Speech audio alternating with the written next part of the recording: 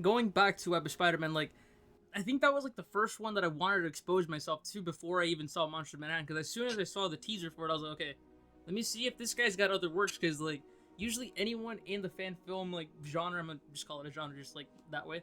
But everyone starts somewhere, and then Web of Spider-Man. Like when I first saw it, it gave me vibes of like TASM meets The Dark Knight. It was very dark and edgy, but in a good mixed way. It was very much Yeah. like a Marvel Knights inspired fan film. What was your favorite part about Web of Spider-Man? Truthfully, just how experimental it was. I was inspired by TASM, but a big inspiration is this show called Mr. Robot. It's my favorite show of all time. It follows a vigilante hacker as he's battling mental health issues.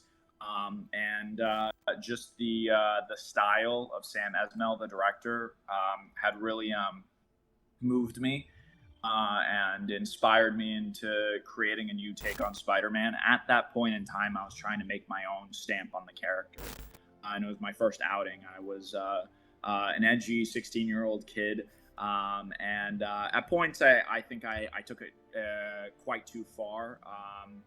But you know, I'm looking back at it. I am happy that I got my feet wet, and it was a great way to just experiment in general. I think Monsters of Manhattan is it still has moments of darkness, as you can see with Scorpion and all of that. But the main lesson that I had learned through Web of Spider-Man, the reason why we started to stray away from that iteration of the characters, because we had changed Spider-Man a bit too much. And at that point, why not just make a show called Vigilante Kid, right? Yeah,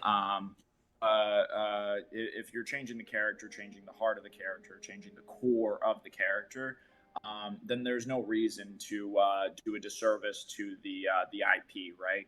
I might as well make a Jason Todd fan film at that point. So, really, what we're trying to do here with Monsters is not change Spider-Man, but just put him in new environments yeah, and seeing how he adapts from that. So, when you meet him at the beginning of the narrative, he is very much quintessential Spider-Man with all of the accoutrements and things that you would normally expect, down to the web shooters, the utility belt, all of that fun stuff, um, and all of the characteristics that you would expect. He's a fun-loving kid with a chip on his shoulder, and inevitably, what we're seeing is him grow up throughout the series. It's a traditional coming-of-age story with a fun spin. And the fact that we're seeing it through a superhero genre.